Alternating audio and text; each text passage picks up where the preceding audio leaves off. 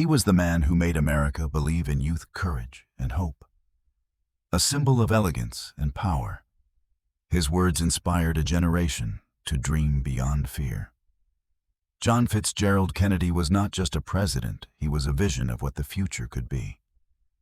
But behind the glamour of Camelot, there was fragility, illness, betrayal, and fate closing in like a storm. He faced the world's greatest threats, fought hidden battles within his own body, and carried the weight of a nation on his shoulders. And then, in a single flash of gunfire on a bright November afternoon, it all ended. The smiling face, the shining ideals, the promise of a new era gone in an instant. His death shattered the faith of a nation, but his legend never died. This is the heartbreaking life of John F. Kennedy, the rise of America's golden sun and the tragedy that made him eternal. John Fitzgerald Kennedy was born on May 29, 1917 in Brookline, Massachusetts, into one of the most ambitious families in American history. His father, Joseph P. Kennedy Sr., was a wealthy businessman and political strategist who believed his sons were destined for greatness. His mother, Rose Fitzgerald Kennedy, was devoutly religious, disciplined, and determined to mold her children into symbols of success. The Kennedys were raised with one unspoken command: to win. But behind the family's glittering image, young Jack's life was marked by illness and pain. From childhood, he suffered from chronic health problems, scarlet fever, colitis, and later, an undiagnosed form of Addison's disease. Hospital beds and doctor visits became as familiar to him as classrooms. Yet his frailty only hardened his will. While others saw sickness, he saw a challenge. He learned early that leadership wasn't about strength, it was about endurance. Jack attended Harvard University, where his curiosity and charm began to outshine his brother's reputations. His senior thesis, later published as Why England Slept, analyzed Britain's failure to prepare for war against Nazi Germany, a sign of the sharp political instincts that would define his future. When World War II erupted, he joined the U.S. Navy, commanding a patrol boat in the Pacific. In 1943, his vessel PT-109 was struck by a Japanese destroyer and split in two. Kennedy, badly injured, swam miles through the dark ocean, towing a wounded crewmate to safety with a life jacket strap clenched in his teeth. He saved several men, earning the Navy and Marine Corps Medal for heroism. But the event also left him with lifelong back pain that would haunt him forever. From that moment on, John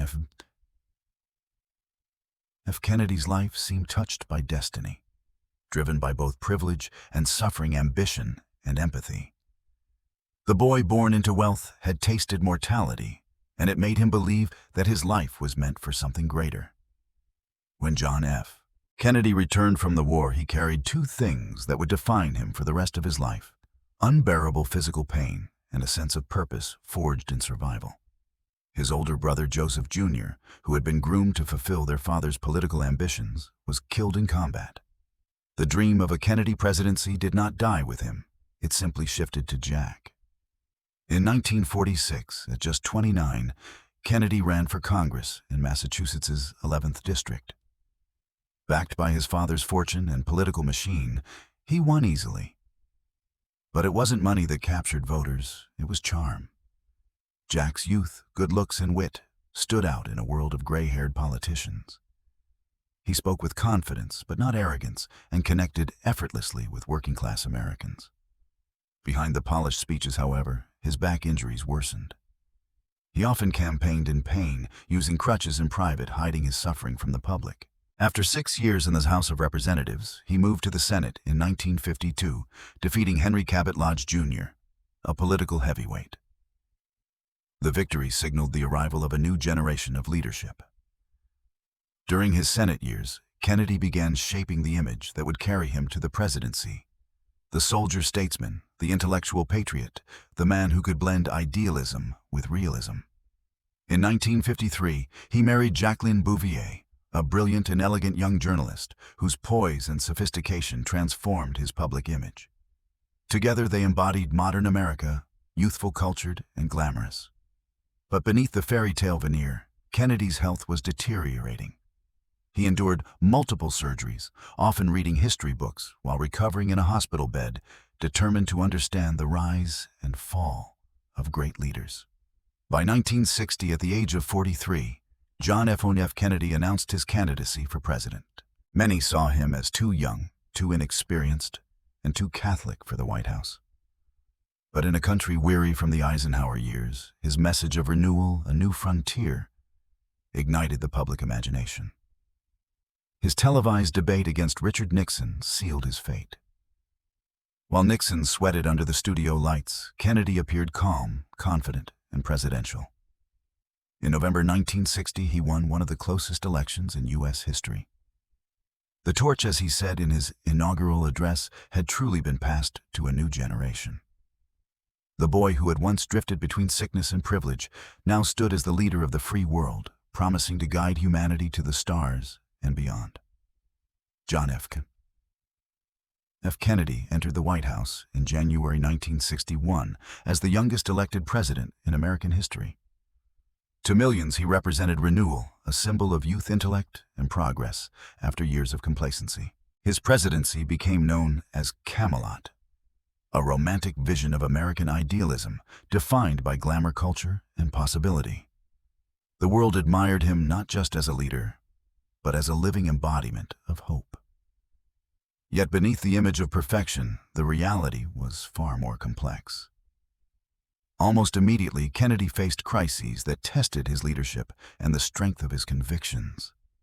In April 1961, the Bay of Pigs invasion, a failed attempt to overthrow Fidel Castro in Cuba, ended in disaster. The operation planned under the previous administration left Kennedy humiliated and skeptical of his military advisors. But instead of retreating, he learned. He took full responsibility for the failure and vowed not to be manipulated again. That humility and defiance would define his presidency. Just a year later, the world stood on the brink of nuclear war. The Cuban Missile Crisis of October 1962 was the most dangerous moment in modern history. American reconnaissance discovered Soviet nuclear missiles stationed in Cuba, only 90 miles from U.S. shores. For 13 tense days, Kennedy and Soviet Premier Nikita Khrushchev engaged in a high-stakes standoff that could have ended civilization. Against the advice of his generals, Kennedy refused to strike first. Through back-channel negotiations and extraordinary restraint, he forced the Soviets to withdraw their missiles peacefully. The crisis ended not with fire, but with reason, and the world exhaled. At home, Kennedy's administration pushed for civil rights, the space race, and a new era of scientific and social advancement.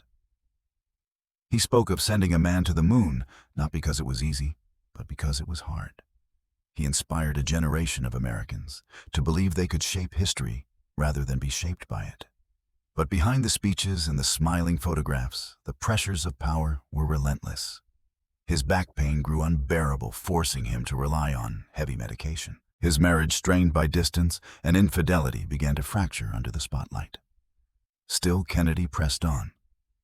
To the world, he remained untouchable, a leader who seemed to glow with destiny. But even he sensed the fragility beneath the myth. "A man may die," he once said. "Nations may rise and fall. But an idea lives on." It was a statement that would soon take on haunting meaning. By 1963, John F. Kennedy's presidency stood at a crossroads, hailed by the young, distrusted by the powerful, and shadowed by enemies both foreign and domestic. While his approval among the public remained high, his decisions had earned him dangerous adversaries. The CIA resented his refusal to escalate conflicts after the Bay of Pigs. The military viewed him as weak for rejecting full-scale war in Cuba and Vietnam. Segregationists despised him for backing civil rights. Even within his own party, whispers of betrayal and vulnerability began to circulate. Yet Kennedy pressed forward, determined to push America toward moral and social renewal. His June 1963 address on civil rights was one of the most courageous speeches ever delivered by a sitting president. This nation, he declared, was founded on the principle that all men are created equal. His words electrified millions, but enraged Southern leaders who vowed revenge. At the same time, he faced the growing tension of the Cold War. Vietnam was becoming a bleeding wound, and Kennedy's private letters revealed his doubts about America's involvement. Behind closed doors, he battled not only his political foes, but also his own frailty. The chronic pain in his back and the strain of constant medication left him exhausted. He confided to close aides that he felt the weight of history pressing against him. Yet outwardly, he was radiant, his speeches vibrant, his smile unshaken. Few knew that the man who appeared immortal on television was living each day in quiet agony. That fall, Kennedy began preparing for his re-election campaign. His advisors urged him to visit Texas, a key state divided by party infighting. The trip was meant to heal political wounds and showcase unity. On November 21, 1963, Air Force One lifted off from Washington, carrying the President and First Lady toward Dallas. To the public, it was another campaign stop. To fate, it was a final march into legend. The morning of November 22, 1963, dawned bright and clear over Dallas, Texas. John F. Kennedy began the day in high spirits. He had spoken to a cheering crowd in Fort Worth, joking about the fine Texas weather and the warmth of his welcome. At 11:40 a.m., Air Force One touched down at Love Field. The President and First Lady stepped out smiling, radiant Jacqueline in her iconic pink suit, Kennedy waving to the crowds that pressed eagerly against the fences. At 12:30 p.m., the presidential motorcade turned onto Elm Street, rolling slowly through Dealey Plaza. Crowds lined the streets, waving flags and shouting his name. In the back seat of the open limousine, Kennedy sat beside Jackie Governor John Connally and his wife in front. As the car passed the Texas School Book Depository, 3 shots rang out. The first missed. The second struck Kennedy in the upper back. The third shattered his skull. Jackie screamed and reached for him as the limousine accelerated toward Parkland Memorial Hospital. At 1:00 p.m., John Fitzgerald Kennedy, 46 years old, the 35th President of the United States, was pronounced dead. The news spread instantly. Across America, people wept openly in offices, schools, and churches. The sense of disbelief was total. The country felt as if time itself had stopped.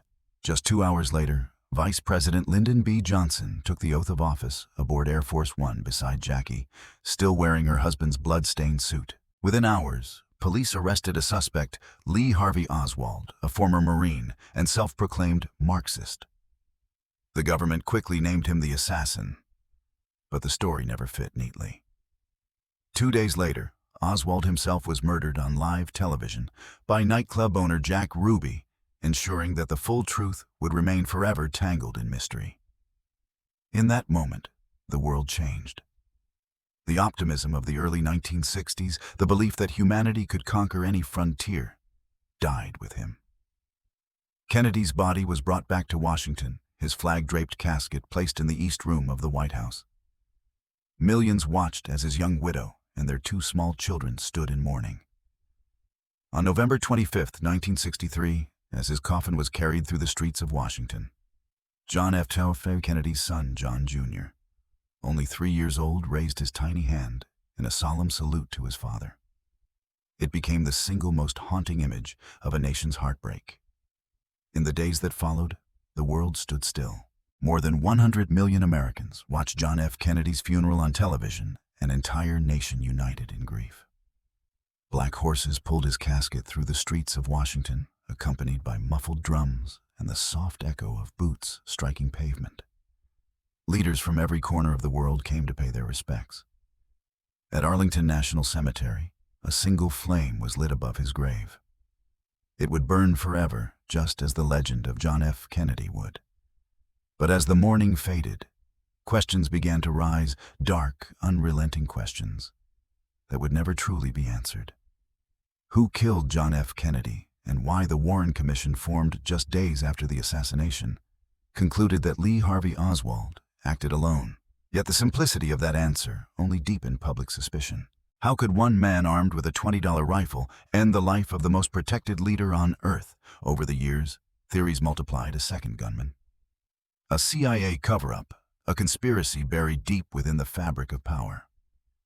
The truth became a mirror of America itself, fractured, uncertain, and filled with doubt.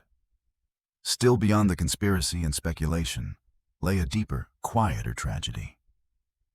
Kennedy's presidency had lasted just 1,000 days. But in that brief span, he had reshaped the American spirit. He challenged citizens to serve their country, to see themselves not as victims of history, but as its authors. He inspired the creation of the Peace Corps, advanced civil rights, and sparked the dream of landing on the moon. He gave people the belief that progress was not only possible, but inevitable. His death did more than wound a nation. It took away its sense of innocence, leaving behind a haunting awareness of mortality and fragility in leadership.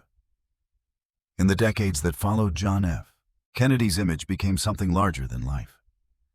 Photographs of him smiling beside Jackie, sailing off Cape Cod, or addressing the nation in crisp black and white became symbols of lost idealism. Generations born long after his death still felt the echo of his words. Ask not what your country can do for you. Ask what you can do for your country. For millions, Kennedy became not just a president, but an idea, the dream of what America could have been if history had given him more time. John F. Kennedy's life remains one of the most compelling paradoxes in modern history. A story of brilliance and tragedy, of light and shadow. He lived as if he knew his time was limited, racing against fate to leave behind a legacy that would outlive him. His voice still echoes through history, not because of the power he held, but because of the ideals he dared to speak: courage, unity, service, and hope. He was a man born into privilege, but defined by pain. A soldier who knew fear, a leader who sought peace, and a husband and father who carried both love and imperfection. He inspired a generation to believe in something greater than themselves, even as his own flaws made him profoundly human. Kennedy's greatness was not in his perfection, but in his pursuit of something beyond it, the belief that the future could be shaped by vision, not violence. His assassination ended more than a presidency. It ended an era. The America that emerged after Dallas was more cynical, more cautious, and far less innocent. Yet, his dream endured. The torch he spoke of in his inaugural address, the one he said had been passed to a new generation, continues to burn in those who still believe in the power of leadership guided by conscience. To this day, the eternal flame at Arlington glows not just for a fallen president, but for an idea that idealism and action, even when brief, can ripple through centuries. John F. Kennedy's story is a reminder that greatness does not always last long, but when it does appear, it changes everything it touches. He once said, "A man may die, nations may rise and fall, but an idea lives on." And so it does. His life was cut short, but his vision remains endless, the dream of a better world carried forward by those still brave enough to believe in it.